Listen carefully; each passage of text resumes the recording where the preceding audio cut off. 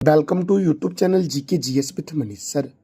आज 22 जुलाई 2024 है और आज के जितने भी महत्वपूर्ण करंट अफेयर्स होंगे वो हम इस वीडियो में डिस्कस करेंगे। तो आइए शुरू करते हैं आज का महत्वपूर्ण करंट अफेयर्स। आज का पहला प्रश्न है, बीएसएनएल अर्थात भारतीय संचार निगम लिमिटेड के अध्यक्ष और प्रबंधक निर्देशक कौन बने हैं? तो रॉबर्ट जेरार्ड रबी बीएसएनएल के नए अध्यक्ष और प्रबंधक निर्देशक बने हैं दोस्तों। अब बीएसएनएल का हेडक्वार्टर कहाँ है? नई दिल्ली में। और बीएसएनएल की स्थापना हुई 15 सितंबर 2000 को। कब हुई बीएसएनएल की स्थापना? तो 15 सितंबर 2000 को बीएसएनएल की स्थापना हुई। अच्छा, टाटा इंटरनेशनल के नए सीएमडी कौन है? राजीव सिंघल। आरबीआई के नए कार्यकारी निर्देशक कौन है? Charulata esker. Professional golf tour of India के नए अध्यक्ष कौन है? कपिल देव। एसबीआई के अध्यक्ष दोस्तों कौन है? चल्ला Srinivasulu Shetty. SBI general insurance के एमडी एंड सीईओ कौन है? तो नवीन चंद्र झा बने हैं दोस्तों। यूरोपीय परिषद के नए अध्यक्ष कौन है? Antonio Costa. नाटो के नए महासचिव कौन बने? Mark Rutte. भारतीय दूरसंचार विनियामक प्राधिकरण अर्थात दोस्तों टेरी के अध्यक्ष बने हैं Atul Kumar Chaudhary. New India Insurance company के सीएमडी कौन है? गिरिजा सुब्रमण्यम। प्रेस सूचना ब्यूरो के अध्यक्ष कौन बने हैं? धीरेन्द्र ओझा बने हैं। भारत संचार निगम लिमिटेड के निर्देशक कौन है? सुधाकर राव पापा। पीएनबी मेटालाइफ के नए सीईओ कौन बने हैं? समीर बंसल। कर्मचारी राज्य बीमा निगम के महानिर्देशक कौन है? कमल किशोर सोन। एलएनटी अर्थात लार्सन एंड टुब्रो के नए अध्यक्ष कौन बने? आर शंकर रमन। राष्ट्रीय सुरक्षा गार्ड के महानिर्देशक कौन है? नलिन प्रभात। भारत पे के मुख्य कार्यकारी अधिकारी कौन बने हैं? तो ननील नेगी बने हैं दोस्तों। दिल्ली के जंगलों की सुरक्षा के समिति के प्रमुख कौन है? नजमी बजीरी। फिक्की महिला संगठन के अध्यक्ष कौन है? जयश्री दास वर्मा। कोंकण रेलवे कॉरपोरेशन के सीएमडी कौन है? Santosh Kumar Jha. Press Information Bureau के नए प्रमुख कौन बने हैं? शेफाली सरन। राष्ट्रीय जांच एजेंसी के नए महानिर्देशक कौन है? सदानंद बसंत दाती। राष्ट्रीय आपदा प्रतिक्रिया बल एनडीआरएफ के अध्यक्ष कौन बने हैं? तो पीयूष आनंद बने हैं दोस्तों। पुलिस अनुसंधान और विकास ब्यूरो के अध्यक्ष कौन है? राजीव कुमार। सीबीएसई के नए अध्यक्ष कौन है? Rahul Singh. International court of justice के नए अध्यक्ष कौन है? नवाब सलाम। बीएसएफ की पहली महिला स्नाइपर कौन है? सुमन कुमारी। प्रसार भारती के नए अध्यक्ष कौन है? नवनीत कुमार। संसद सुरक्षा के प्रमुख कौन बने हैं? तो अनुराग अग्रवाल बने हैं दोस्तों। भारत के मुख्य सूचना आयुक्त कौन है? Hira Lal Samaria. Asian cricket council के चेयरमैन कौन है? जय शाह। केंद्रीय औद्योगिक सुरक्षा बल की पहली महिला प्रमुख कौन है? नीना सिंह। आईटीबीपी के महानिर्देशक कौन है? राहुल सरगोत्रा। और राष्ट्रीय चिकित्सा आयोग के अध्यक्ष कौन है? Doctor BN Gangadhar. भारत के पहले एआई समर्पित अर्थात आर्टिफिशियल इंटेलिजेंस समर्पित संस्थान है यूनिवर्सल एआई यूनिवर्सिटी के कुलपति कौन बने हैं? तो साइमन मैक बने हैं दोस्तों। अगला प्रश्न हमारा है, मोटो जीपी इंडिया के ब्रांड एम्बेसडर कौन बने हैं? मोटो जीपी इंडिया के ब्रांड एम्बेसडर बने हैं शिखर धवन दोस्तों। कौन बने हैं? शिखर धवन। अब देखो दोस्तों, ये जो मोटर जीपी इंडिया दोस्तों 2024 है, इसका आयोजन कहाँ होगा? तो ग्रेटर नोएडा के बुद्ध इंटरनेशनल सर्किट में होगा, जो उत्तर प्रदेश में दोस्तों है। और इसका मुख्य प्रायोजक कौन है? तो यामाहा। अब देखो, कुछ और भी महत्वपूर्ण ब्रांड एम्बेसडर हैं, जैसे कि बेटी बचाओ बेटी पढ़ाओ अभियान के ब्रांड एम्बेसडर कौन है? पिंकी कुमारी। बिसलेरी की पहली वैश्विक ब्रांड एम्बेसडर कौन बनी है? दीपिका पादुकोण। रिलायंस जियो मार्ट के ब्रांड एम्बेसडर कौन है? महेंद्र सिंह धोनी। और एसबीआई के ब्रांड एम्बेसडर भी महेंद्र सिंह धोनी हैं। मिंत्रा के ब्रांड एम्बेसडर रणवीर कपूर हैं। और सोनी स्पोर्ट्स नेटवर्क के ब्रांड एम्बेसडर कौन है? कार्तिक आर्यन दोस्तों। और मोटर जीपी इंडिया के ब्रांड एम्बेसडर कौन बने हैं? शिखर धवन बन गए हैं दोस्तों। अगला प्रश्न हमारा है, हाल ही में किस अभिनेता को मेलबर्न में भारतीय कला और संस्कृति के जादूगर के रूप में सम्मानित किया गया है? हाल ही में किस अभिनेता को मेलबर्न दोस्तों ऑस्ट्रेलिया में है, तो मेलबर्न में भारतीय कला और संस्कृति की जादूगर के रूप में सम्मानित किया गया है, तो रामचरण को दोस्तों इसका आंसर हो जाएगा डी। अब देखो, रामचरण को international film festival of Melbourne Indian film festival of Melbourne 2024 से सम्मानित किया गया है। दोस्तों शुद्ध कर लेना, रामचरण को Indian film festival of Melbourne 2024 से सम्मानित किया गया है। मेरे प्यारे दोस्तों, हमारा अगला प्रश्न है, नीति आयोग के एसडीजी सूचकांक। एसडीजी का दोस्तों फुल फॉर्म होता है सस्टेनेबल डेवलपमेंट गोल्स, अर्थात साधारणीय विकास लक्ष्य। तो एसडीजी सूचकांक 2023 से 24 में कौन सा राज्य प्रथम स्थान पर है, तो केरल और उत्तराखंड दोस्तों प्रथम स्थान पर है और तमिलनाडु का स्थान है दूसरा।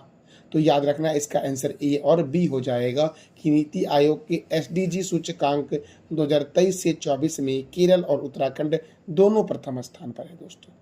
अब देखो, नीति आयोग का फुल फॉर्म होता है national institution for transforming India. इसका हेडक्वार्टर नई दिल्ली में है और इसकी स्थापना 1 जनवरी 2015 को हुई थी। नीति आयोग का पुराना नाम है योजना आयोग दोस्तों। नीति आयोग का हेडक्वार्टर कहाँ है, नई दिल्ली में। नीति आयोग के अध्यक्ष कौन होते हैं, प्रधानमंत्री। और दोस्तों आप बता दो कमेंट बॉक्स में कि नीति आयोग के वर्तमान में उपाध्यक्ष कौन है। देखो दोस्तों, केरल और उत्तराखंड को 79 अंक मिले हैं सस्टेनेबल डेवलपमेंट गोल्स के सूचकांक में। दूसरे स्थान पर तमिलनाडु को 78 अंक मिले हैं और सबसे खराब प्रदर्शन वाले राज्यों में बिहार है दोस्तों, जिसे 57 अंक मिले हैं। एसडीजी का फुल फॉर्म क्या है, सस्टेनेबल डेवलपमेंट गोल्स, ये एसडीजी का फुल फॉर्म है। हिंदी में साधारणीय विकास लक्ष्य कहते हैं इसको दोस्तों। अब देखो, केरल दोस्तों प्रथम स्थान पर है और कौन सा राज्य प्रथम स्थान पर है, तो केरल और उत्तराखंड प्रथम स्थान पर है। तो दोस्तों मैं बता रहा हूँ आपको केरल के बारे में, आप दोस्तों मुझे बता दो उत्तराखंड के बारे में। स्टैटिक प्रश्न, केरल की राजधानी क्या है, तिरुवनंतपुरम। केरल की राजधानी क्या है, तिरुवनंतपुरम है। केरल के मुख्यमंत्री कौन है, पिनरई विजयन। केरल के राज्यपाल कौन है, आरिफ मोहम्मद खान। और यहाँ पर राज्यसभा 9 है और लोकसभा 20 है। पाराम्बिकुलम राष्ट्रीय उद्यान, पेरियार राष्ट्रीय उद्यान, साइलेंट वैली राष्ट्रीय उद्यान, अन्नामुदी सोला राष्ट्रीय उद्यान, अरलम वन्यजीव अभ्यारण्य, इडुक्की वन्यजीव अभ्यारण्य, मालाबार वन्यजीव अभ्यारण्य दोस्तों कहाँ है, तो केरल में है। देखो, इडुक्की परियोजना पेरियार नदी पर केरल में है। केरल में वेम्बांड झील है और अष्टमुदी झील है। भारतीय मसाला अनुसंधान संस्थान जो है ये केरल के कोझिकोड में है, जबकि केंद्रीय नारियल अनुसंधान संस्थान जो है ये केरल के कासरगोड में है। पंपा सिंचाई परियोजना पंपा नदी पर केरल में है और केरल का उपनाम दोस्तों क्या है, मसालों का शहर। केरल का त्यौहार क्या है दोस्तों, ओणम है केरल का प्रमुख त्यौहार। अरब सागर की रानी और पूर्व का वेनिस के नाम से जानते हैं कोच्चि को। केरल की सीमा 2 राज्य से लगती है, एक तरफ से लगती है तमिलनाडु से और दूसरी तरफ से लगती है दोस्तों कर्नाटक से, और एक तरफ दोस्तों इसके अरब सागर स्थित है। अगला प्रश्न है, पुरुषों के लिए AIFF player of the year का पुरस्कार किसने जीता है। पुरुषों के लिए AIFF player of the year का पुरस्कार किसने जीता है दोस्तों, तो लालिया जुआंग छंगटे ने जीता है। ललिया जुआंग जुआला छंगटे, लालिया जुआला छंगटे ने जीता है AIFF player of the year का पुरस्कार दोस्तों। इसका आंसर हो जाएगा ए। अब देखो दोस्तों, AIFF में सर्वश्रेष्ठ कोच का अवार्ड किसे दिया गया, पुरुष में तो खालिद जमील को दिया गया है और महिला में शुक्ला दत्ता को दिया गया दोस्तों। किसे दिया गया, महिला में शुक्ला दत्ता को। AIFF अवार्ड नाइट्स का अवार्ड 19 जुलाई 2024 को दिया गया था और इसका आयोजन जो हुआ था ये नई दिल्ली में हुआ था, जिसमें दोस्तों केंद्रीय खेल मंत्री भी शामिल थी, मनसुख मंडाविया। मेरे प्यारे दोस्तों देखो, AIFF का संबंध फुटबॉल से दोस्तों, और फुटबॉल के संदर्भ में जो भी महत्वपूर्ण जानकारी बनती है वो हम एक बार देख लेते हैं।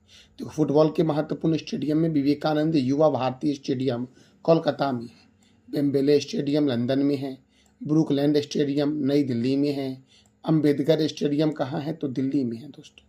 देखो फुटबॉल में प्रमुख शब्दावली जो है वो कौन कौन से प्रयोग होते हैं, तो full back, half back, striker, centre, penalty kick, free kick, referee, tie breaker, head hand ball. दोस्तों फ्री किक फ्रांस और ब्राजील का राष्ट्रीय खेल है football. Rovers Cup, Durand Cup, Santosh Trophy, Subroto Cup, Ashutosh Mukherjee Shield Cup, BC Roy Cup, Colombo Cup और Merdeka cup ये दिया जाता है दोस्तों फुटबॉल में। अच्छा फुटबॉल में कितने खिलाड़ी होते हैं ये आप बता दो दोस्तों कमेंट बॉक्स में। अगला प्रश्न है, हाल ही में किसने कोलकाता में भूसंकलन पूर्वानुमान प्रणाली का उद्घाटन किया है? हाल ही में किसने कोलकाता में भूसंकलन पूर्वानुमान प्रणाली का उद्घाटन किया है? तो जी किशन रेड्डी ने। दोस्तों इसका आंसर क्या हो जाएगा? ए। आप बताओ कमेंट बॉक्स में कि जी किशन रेड्डी के पास कौन सा मंत्रालय है दोस्तों। अब देखो कोलकाता में राष्ट्रीय भूसंकलन अनुमान केंद्र का उद्घाटन किसने किया है दोस्तों? तो याद रखना मेरे प्यारे लाल एवं लालियो, जी किशन रेड्डी ने। अब कुछ और भी मंत्रालय हैं। संसदीय कार्य मंत्री तथा अल्पसंख्यक कार्य मंत्री कौन है? किरण रिजिजू। महिला एवं बाल विकास मंत्री अन्नपूर्णा देवी हैं। श्रम और रोजगार मंत्री और युवा मामलों और खेल मंत्री हैं डॉक्टर मनसुख मंडाविया। संस्कृत मंत्री और पर्यटन मंत्री कौन है? गजेंद्र सिंह शेखावत। रेलवे मंत्री कौन है? अश्वनी वैष्णव हैं रेलवे मंत्री दोस्तों। जनजातीय मामलों के मंत्री कौन है? जुएल ओराव। नागरिक उड्डयन मंत्री कौन है मेरे प्यारे दोस्तों? तो किंजरप्पू राम मोहन नायडू है। कौन है दोस्तों? किंजरप्पू राम मोहन नायडू। शिक्षा मंत्री कौन है? धर्मेंद्र प्रधान है। विदेश मंत्री कौन है? डॉक्टर सुब्रमण्यम जयशंकर। कृषि और किसान कल्याण मंत्री हैं शिवराज सिंह चौहान। स्वास्थ्य और परिवार कल्याण मंत्री कौन है? तो जेपी नड्डा है दोस्तों, स्वास्थ्य एवं परिवार कल्याण मंत्री। अगला प्रश्न है, किस एंटीवायरस के अपडेट की वजह से पूरी दुनिया में माइक्रोसॉफ्ट सर्विस ठप हो गई? दोस्तों किस कंपनी के एंटीवायरस के अपग्रेड की वजह से पूरी दुनिया में माइक्रोसॉफ्ट की सर्विस ठप हो गई? तो क्लाउड स्ट्राइकर दोस्तों ये एंटीवायरस की कंपनी है और इस क्लाउड स्ट्राइकर की एंटीवायरस की अपडेट के वजह से पूरी दुनिया में माइक्रोसॉफ्ट सर्विस दोस्तों ठप हो गई। भाई माइक्रोसॉफ्ट का हेडक्वार्टर कहाँ है? वॉशिंगटन में। माइक्रोसॉफ्ट के चेयरमैन कौन है? सत्या नडेला। माइक्रोसॉफ्ट की स्थापना कब हुई? तो 4 अप्रैल 1975 को माइक्रोसॉफ्ट की स्थापना हुई थी दोस्तों। और माइक्रोसॉफ्ट के फाउंडर कौन है? बिल गेट्स और पॉल एलन माइक्रोसॉफ्ट के संस्थापक हैं मेरे प्यारे लाल एवं लालियो।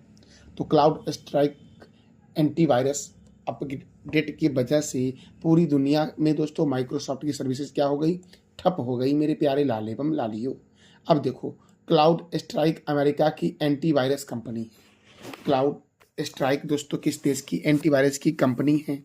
तो याद रखना दोस्तों ये अमेरिका की एंटीवायरस की कंपनी है क्लाउड स्ट्राइक। और ये घटना दोस्तों कब हुई? तो 19 जुलाई 2024 को सुबह 5 बजे से रात 8 बजे तक माइक्रोसॉफ्ट एंज्योर सर्विस यूज करने वाले को परेशानी का सामना करना पड़ा। यह अब तक का सबसे बड़ा आईटी संकट था दोस्तों।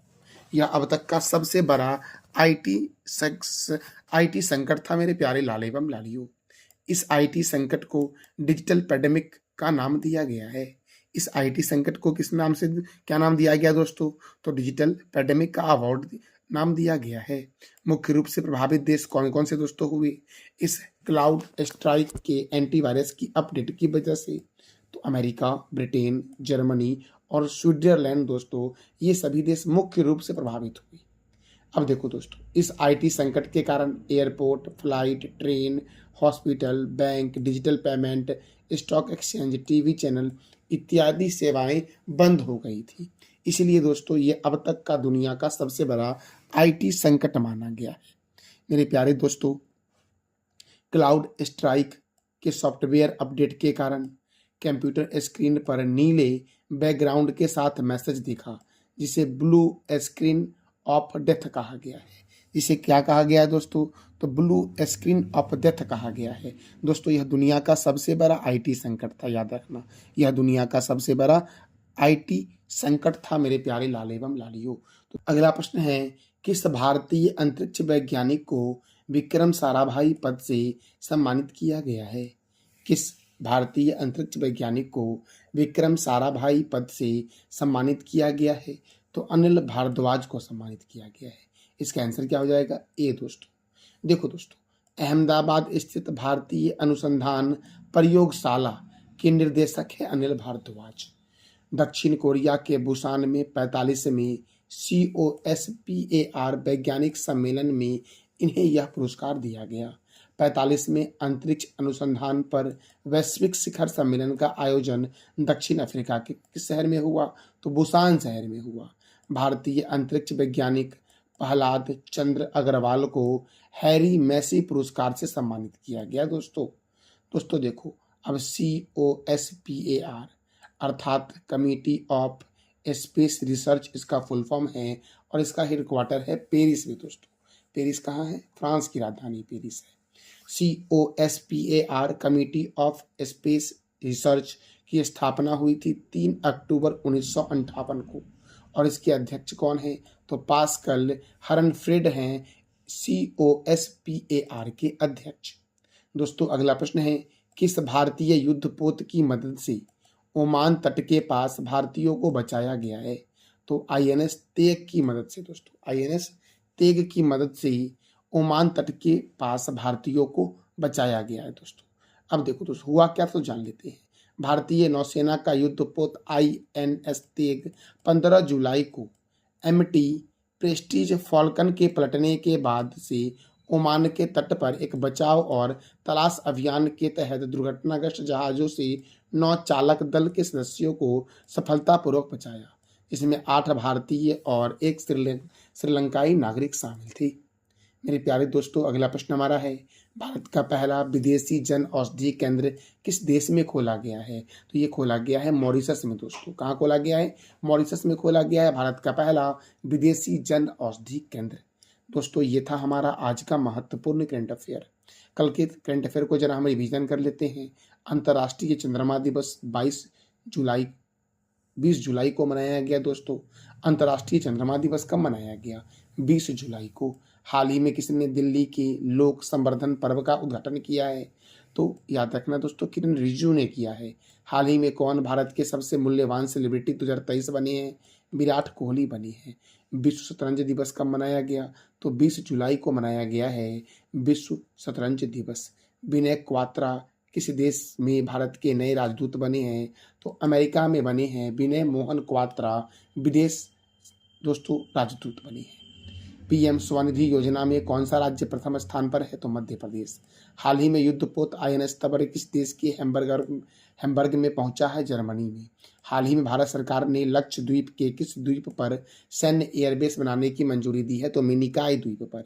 हाल ही में किस राज्य ने दिल्ली NCR के तर्ज पर राजधानी का गठन किया है? तो उत्तर प्रदेश में। दोस्तों और इस उत्तर प्रदेश NCR दिल्ली NCR के तर्ज पर दोस्तों उत्तर प्रदेश ने अपने राज्य की राजधानी लखनऊ को डेवलप करने की शुरुआत की है। तो उत्तर प्रदेश राज्य राजधानी क्षेत्र दोस्तों, उत्तर प्रदेश राज्य राजधानी क्षेत्र में लखनऊ और आसपास के हरदोई, सीतापुर, उन्नाव, रायबरेली और बाराबंकी जिले को शामिल किया गया है।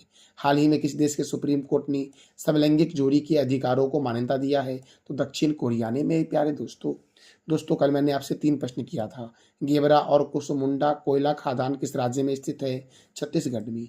ओलंपिक 2024 में भारत के कुल कितने खिलाड़ी भाग लेंगे? 117। कीर्ति पहल की शुरुआत किस मंत्रालय ने की है? तो खेल मंत्रालय ने की है। आज का आपका 3 प्रश्न जिसका जवाब देना है कमेंट बॉक्स में आपको।